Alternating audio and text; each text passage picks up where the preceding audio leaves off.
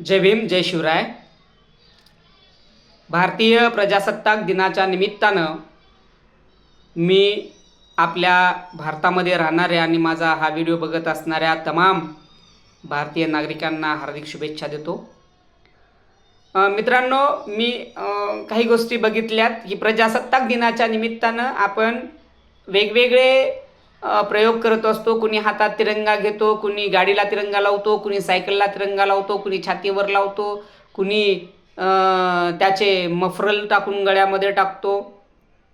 तर माझं एक आपल्या सगळ्यांना नम्र विनंती आहे की हे आपला हा जो तिरंगा आहे की नाही, हा तिरंगा आपल्याला असाच नाही भेटला. बरं, हा तिरंगा असाच नाही भेटला. हा तिरंगा मिळवण्यासाठी आमच्या देशातल्या तमाम राष्ट्रभक्तांनी स्वतःचं रक्त वाहिलेलं आहे.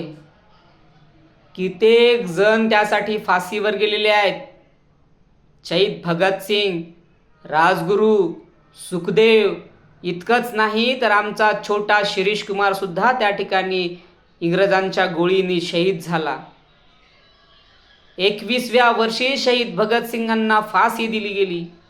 राजगुरू सुखदेव त्यांच्या सोबत होते. आणि म्हणून हा जो तिरंगा आहे, हा तिरंगा ह्या वेगवेगळ्या क्रांतिकारकांच्या त्यागामधनं मिळालेला आहे. आणि म्हणून भारतीय नागरिकांचं एक कर्तव्य आहे, एक राष्ट्रध्वजाचा आपण त्या ठिकाणी अपमान करू नये.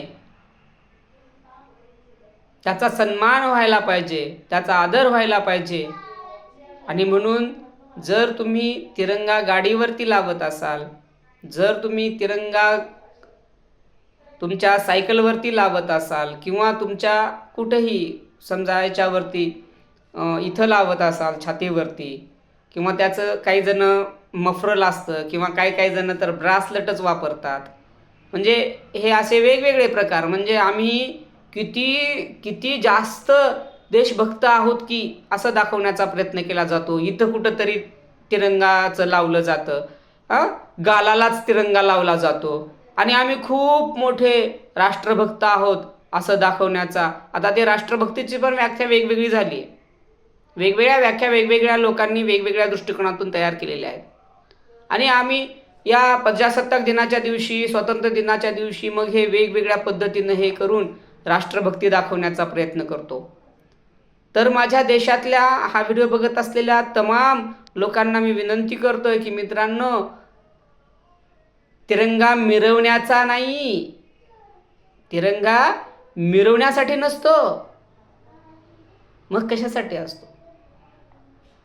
तुम्हाला जर खरं तिरंगा मिरवायचा असेल, तुम्हाला जर खरं देशाची सेवा करायची असेल, तर तुम्ही ज्या ठिकाणी आहात त्या ठिकाणी तुम्ही तुमच्या पदासोबत प्रामाणिक राहा. तुम्ही तुमच्या कामाशी निष्ठावंत राहा. ती तुमचं पद, तुमचं काम, तीच खरी समाजसेवा आहे, तीच खरी राष्ट्रसेवा आहे. नुसतंच गालावरती तिरंगा लावला आणि हातामध्ये तिरंगा घेऊन वंदे मातरम आणि भारत माता की जयच्या घोषणा दिल्या म्हणजे तुम्ही राष्ट्रभक्त होत नाहीत. वंदे मातरम एक दिवस म्हटलं म्हणून राष्ट्रभक्त होत नाही. गांधीजीचा विजय असो म्हणून एक दिवस म्हटलं म्हणजे राष्ट्रभक्त होत नाही. नुसतं एक दिवस आपण राष्ट्रभक्ती करतो आणि दुसऱ्या दिवशी त्या तिरंग्याची अवस्था काय असते हे तुम्ही आम्ही सगळेजण आपल्या डोळ्यांनी बघतो. कुठेतरी चिखलात, कुठेतरी गटारात, कुठेतरी नालीत, कुठेतरी रस्त्यावरती हा तिरंगा पडलेला असतो. आणि म्हणून हा व्हिडिओ बघत असलेल्या सर्व नागरिकांना मी एक विनंती करतोय की मित्रांनो, आपण हा तिरंगा एकतर वापरूच नाही, कारण तिरंगा विकायची गोष्ट नाही. एक साधी गोष्ट, 2 रुपये तिरंग्याची किंमत असू शकत नाही. रस्त्यानं जात असताना जर एखाद्याने म्हटलं की मला तिरंगा द्या, आपण त्याला 5 रुपये देतो, तिरंगा विकत घेतो. तिरंगा विकण्याची गोष्ट नाही आणि तिरंगा विकत घेण्याची सुद्धा गोष्ट नाही. आणि म्हणून तिरंगा कोणी विकत घेऊ नये या मताचा मी आहे. आणि तिरंगा कोणी विकत देऊ पण नाही, या मताचा मी आहे. आता त्याच्यावरती काही जणांचा बिझनेस व्यवसाय चालू असेल, एक दिवस का होईना ते बिचारी लोक पोट भरत असतील, तो भाग वेगळा आहे. पण जरी समजा तुम्ही तो तिरंगा विकत घेतला आणि त्या एक दिवस वापरला, तर दुसऱ्या दिवशी मात्र त्याचा तुम्ही योग्य पद्धतीनं त्याचा सन्मान तुम्ही करणं गरजेचं आहे. आणि हे सगळं करत असताना मी तुम्हाला एकच सांगतो की राष्ट्रभक्ती एक दिवसापुरती नसते. राष्ट्रभक्ती एक दिवसापुरती नसते. राष्ट्रभक्ती तुम्ही तुमच्या ज्या ठिकाणी पदावर काम करत आहात, मग एक शिक्षक जर असेल तर त्या शिक्षकांनी काय करावं, चांगल्या पद्धतीची पोरं तयार करावीत, जी पोरं भविष्याचा भारत घडवणार आहेत. तुम्ही जर डॉक्टर असाल तर तुम्ही तुमच्याकडे येणारे जी पेशंट आहेत त्या पेशंटला चांगल्या पद्धतीची सेवा द्यावी. तुम्ही वकील असाल तर तुमच्याकडे येणाऱ्या क्लायंटला तुम्ही योग्य प्रकारे न्याय मिळवून द्यावा. जे काही तुमचं प्रोफेशन असेल, जे काही तुम्ही असाल, शिक्षक, वकील, प्राध्यापक किंवा अजून जे काही असाल, किंवा तुम्ही जे काही कोणतं काम करत असाल, तर ते काम तुम्ही तुमच्या प्रामाणिकपणे करावं. आणि हे सगळं करत असताना राष्ट्रभक्तीची भावना मनामध्ये जिवंत ठेवावी. आणि हे सगळं करत असताना जेव्हा आपण दैनंदिन जीवनामध्ये जगत असतो, तेव्हा दैनंदिन जीवनामध्ये जगत असताना मी भारताचा नागरिक आहे आणि समोरचा व्यक्तीसुद्धा भारताचाच नागरिक आहे, अशा पद्धतीचा दृष्टिकोन आपण डोळ्यामध्ये अंगीकारावा, तर आपण खऱ्या अर्थानं राष्ट्रभक्त असतो. पण इथं दुर्दैव आहे बघा. इथं दुर्दैव काय आहे की एक 26 जानेवारी झाली किंवा प्रजासत्ताक दिन झाला की दुसऱ्या दिवशी लोक, तू त्या जातीचा आहे, तू त्या जातीचा आहे, तू त्या धर्माचा आहे, तू त्या पंथाचा आहे, तू त्या याचा आहे, तू त्याचा आहे, तू त्याचा आहे, तू त्याचा, अशा पद्धतीच्या वेगवेगळ्या वर्गामध्ये त्यांना वाटलं जातं आणि भारत फोडला जातो. मग तुम्ही एक दिवस भारत माता की जय आणि वंदे मातरम आणि गांधीजींचा विजय असो, सारा देश गांधीचा, काय तर आहे ना ते, 1 रुपया चांदीचा, सारा देश गांधीचा, हे असे जी स्लोगन आहेत ना, हे एक दिवस म्हणून भागत नाही.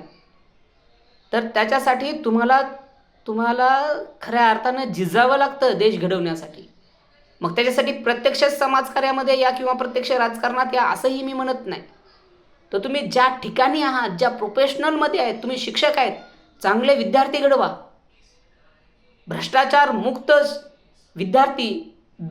मुक्त जर भारत घडवायचा असेल तर आपल्याला अधिकारी चांगले घडवावे लागतात. आणि अधिकारी चांगले घडवायचे असतील तर त्या ठिकाणी शिक्षक चांगला असावा लागतो. जर शिक्षकाने पारदर्शकपणे शिकवलं, चांगल्या पद्धतीने शिकवलं, तर चांगले सक्षम अधिकारी घडतील. आणि सक्षम अधिकारी घडले तर भ्रष्टाचार मुक्त भारत तयार होईल. आणि असं करतच भारत आहे सुजलाम सुफलाम भारत. आपण जो म्हणतो ना सुजलाम सुफलाम भारत, तर सुजलाम सुफलाम भारत जर आपल्याला करायचा असेल तर प्रत्येक व्यक्तीने 150 कोटी व्यक्ती आहे, 150 कोटी व्यक्तींनी, प्रत्येक व्यक्तींनी जर माझा भारत सुजलाम सुफलाम करावा असा विचार करून जर काम केलं तर खरंच भारत हा सुजलाम सुफलाम होईल. एवढं बोलतो.